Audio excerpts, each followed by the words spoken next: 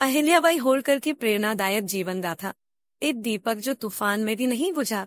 एक छोटी सी लड़की, गांव का एक कोना, नाम था अहिल्या। चारों ओर साधारणता, पर उस लड़की की आंखों में चमक थी। वैसी चमक जो किसी सपने की नहीं बल्कि संकल्प की होती है। वह नाचती थी तो जैसे धरती मुस्कुराती थी। वह पढ़ती थी तो जैसे हवा रुककर सुनती थी। उस समय के समाज में जब लड़कियों को पढ़ाई का हक तक नहीं था, उस बच्ची को शिक्षा की भूख थी, ज्ञान से प्रेम था, सेवा की भावना जन्म से थी। अहिल्या का जन्म एक सामान्य परिवार में हुआ था, लेकिन उसका सोच सामान्य नहीं था। हर छोटी बात में वह बड़ी सोच लाती थी।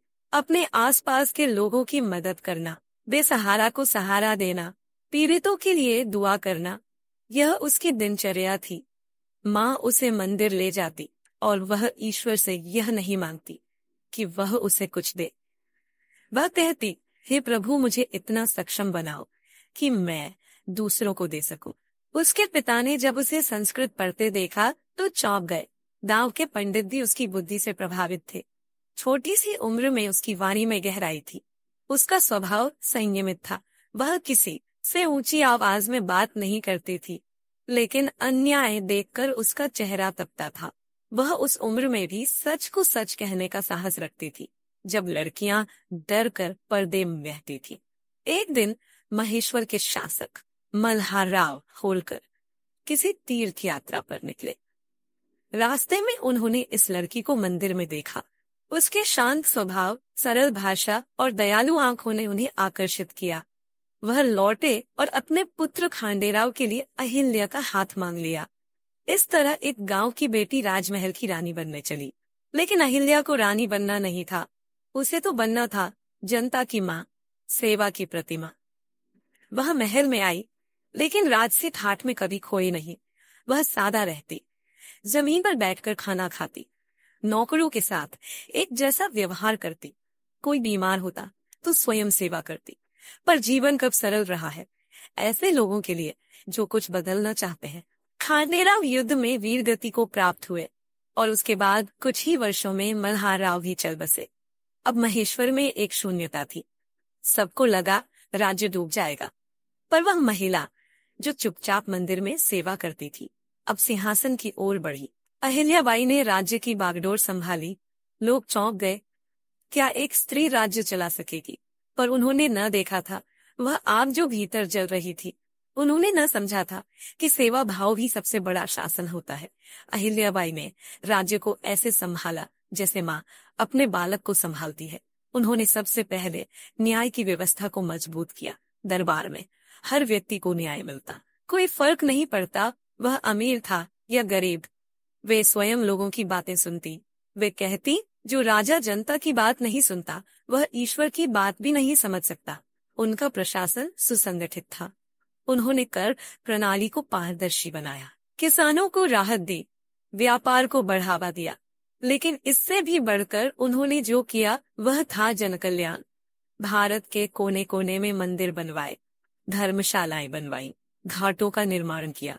काशी विश्वनाथ मंदिर के जीर्णोद्धार से लेकर हरिद्वार और प्रयाग के घाटों तक उनकी सेवा की गूंज थी। वह केवल मराठों की रानी नहीं थी, वह भारत माता की सच्ची पुत्री थी। उनका कोई जाति भेद नहीं था, कोई धर्म का भेद नहीं था।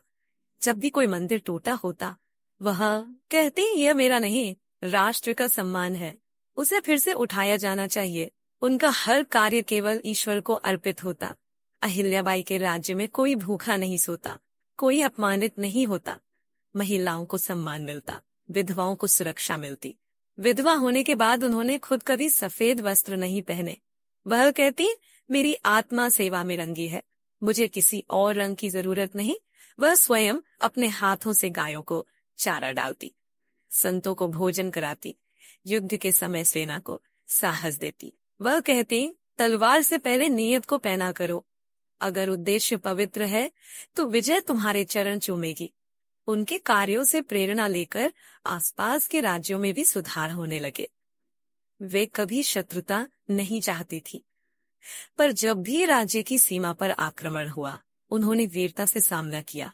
एक रानी जो शांत दिखती थी, पर जब अन्याय सामने आता तो बिजली बन जाती। उनका जीवन हमें यह सिखाता है कि सच्चा नेतृत्व किसी पद से नहीं आता, वह सेवा की भावना से आता है। उनकी मृत्यु के बाद भी उनके बनवाए मंदिर, घाट, धर्मशालाएं और लोगों के दिलों में उनका नाम जीवित है। महेश्वर में आज भी वह हवाएं बहती हैं जिनमें अहिल्याबाई की करुणा है। वह केवल एक नाम नहीं रही, वह एक विचार बन गई। एक ऐसी रानी जो सत्ता में थी पर कभी अहंकार में नहीं।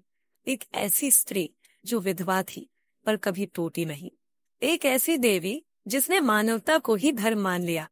सेवा से सिंहासन तक अहिल्याबाई होलकर का शासनकाल उस समय शुरू हुआ जब राज्य संकट में था। पति की मृत्यु, ससुर का निधन, सामंतों की आंखों में सत्ता की लालसा, पर अहिल्याबाई ने परिस्थितियों को अवसर बनाया। उन्होंने शासन को एक पवित्र कर्तव्य के रूप में देखा। उनके लिए सिंहासन कोई अधिकार नहीं था, वह सेवा का साधन था। उन्होंने प्रशासन में न केवल पुरुषों को बल्कि योग्य स्त्रियों को भी स्थान दिया। वह कहती, बुद्धि किसी जाति या लिंग की बंधक नहीं होती, वह ईश्वर का दिया हुआ प्रकाश है। उन्होंने किसानों को कर्ज से मुक्त कराने के लिए बनाई, बीज वितरण की व्यवस्था की। अकाल के समय उन्होंने राज्य की तिजोरी प्रजा की भूख मिटाने के लिए खोल दी। अहिल्याबाई स्वयं प्रतिदिन दरबार में बैठती थी। न्याय का सबसे पवित्र रूप था उनके शासन में।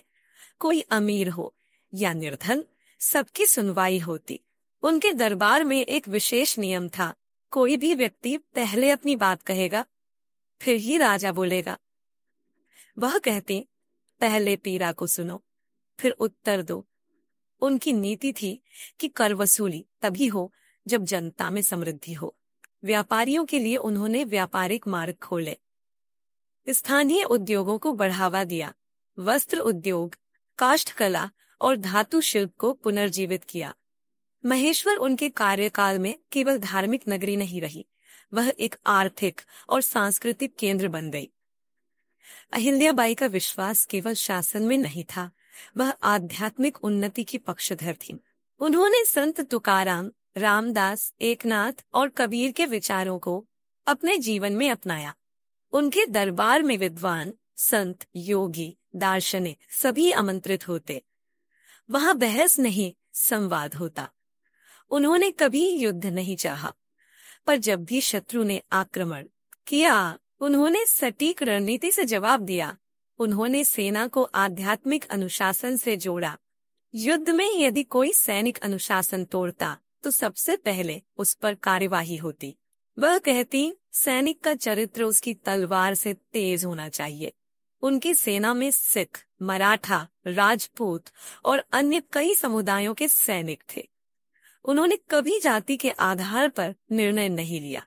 उनकी दृष्टि में केवल कर्म, सेवा और निष्ठा थी। महेश्वर का किला उनके शासन में केवल एक शाही केंद्र नहीं, वह वहां सुबह गंगा स्नान के बाद आरती करती, फिर दरबार में न्याय सुनती, फिर अनाथों और वृद्धों के आश्रय में जाती। उनका हर दिन एक मंदिर की तरह होता, जहां राजनीति, धर्म और सेवा का समागम होता। अहिल्याबाई ने केवल महेश्वर ही नहीं, संपूर्ण भारत में निर्माण कार्य करवाए। बनारस में काशी विश्वनाथ मंदिर का पुनर्निर्माण उन्होंने, उज्जैन में महाकालेश्वर मंदिर, द्वारका, सोमनाथ, प्रयाग, रामेश्वरम, बद्रीनाथ तक उन्होंने मंदिर, धर्मशालाएं, घाट और कुएं बनवाए। वह कहती, मेरे राज्य की सीमा जहाँ खत्म होती है, वहां से मेरी श्रद्धा शुरू होती है।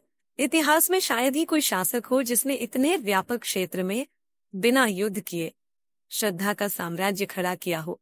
वह कहती, जहाँ श्रद्धा है वहां शांति है, जहाँ सेवा है वहां समृद्धि है, आंसू में तप, एकाकीपन में शक्ति। राजमहल की ऊंचाई से जब कोई नीचे झांकता है तो लगता है सब कुछ उसके अधीन है, लेकिन अहिल्याबाई ने जब सत्ता की ऊंचाई को छुआ तब उन्होंने सबसे पहले अपने भीतर झांका। पति की मृत्यु एक गहरा आघात थी। खांडेराव वीर थे, पर अहिल्याबाई के लिए वे केवल सेनापति नहीं, उनके जीवन साथी थे। उनके बिना उनका संसार सूना हो गया था। विधवा होने पर समाज ने उन्हें वही किया जो सदियों से करता आया है। सफेद वस्त्र, परित्याग, चुप्पी और परछाई बनकर जीना। पर अहिल्याबाई ने अपने जीवन को समाज की बंदिशों में नहीं, ईश्वर के निर्देश में रखा। उन्होंने सफेद वस्त्र नहीं पहने। उन्होंने कहा, मेरी आत्मा रंगों से नहीं, सेवा से सजी है। जब पुत्र मालेराव की मृत्यु हुई, वह ध्वस्त हो गई, पर आंसू पोंछकर उठी। वह जानती थी कि अब वह केवल माँ नहीं, माँ समान रानी भी है। हर दुखियारी माँ की आशा है। उन्होंने अपने पोते को राजगद्दी पर बैठाया और स्वयं राजमाता बनकर राज्य का संचालन जारी रखा। उनका जीवन एक तपस्या बन गया। सादा जीवन, कठिन दिनचर्या, प्रत्येक दिन आत्मावलोकन और प्रत्येक रात प्रार्थना। वह महेश्वर के घाटों पर जाकर घंटों ध्यान लगाती। उनके ध्यान में केवल ईश्वर नहीं, प्रजा की भलाई होती। वह कहती, जो ईश्वर के पास अपनी प्रजा के दुख लेकर जाए, वही सच्चा साधक है।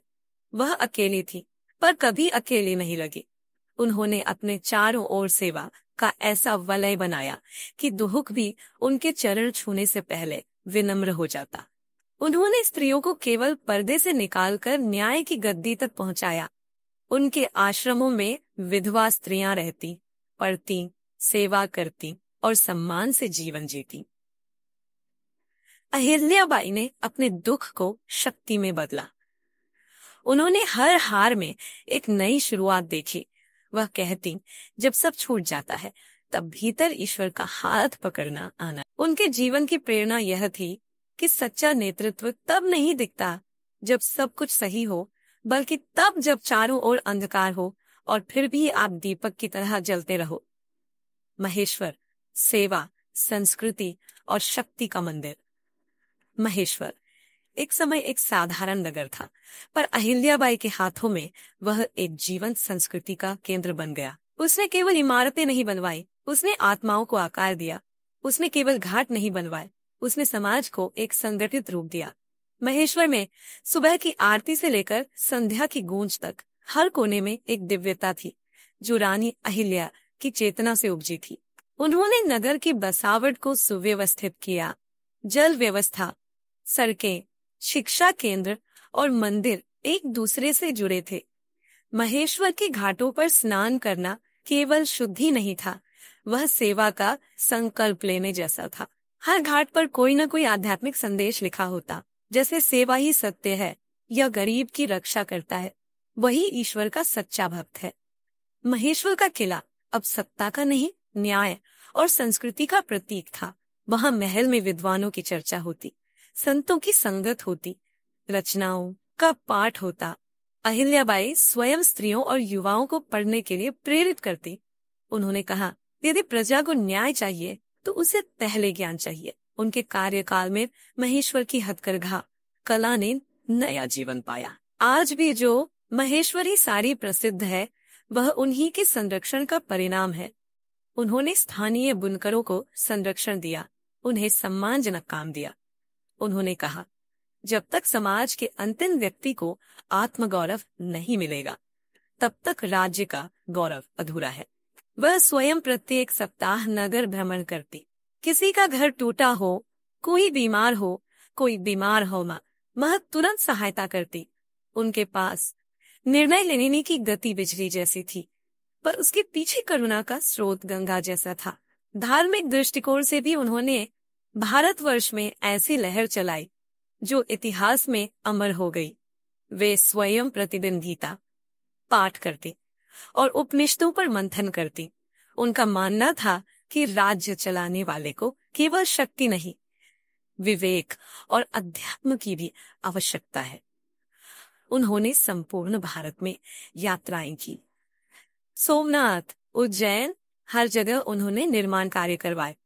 उन्होंने कहा, इन तीर्थों को फिर से खड़ा करना केवल धर्म नहीं, यह हमारी पहचान को जीवित रखना है। उनकी दृष्टि में मंदिर ईश्वर की छाया नहीं, सेवा का केंद्र होते थे। वहां भोजन होता, शिक्षा होती, चर्चा होती। वे चाहती थीं कि मंदिरों में केवल आरती नहीं हो, वहां से परिवर्तन की शक्ति भी निकले। वो गई नहीं, वो बस गई भारत की आत्मा में। अहिल्याबाई के जीवन का अंतिम काल भी उतना ही तेजस्वी था जितना उनका यौवन। उन्होंने जीवन के हर चरण में कर्तव्य और सेवा को अपना धर्म माना।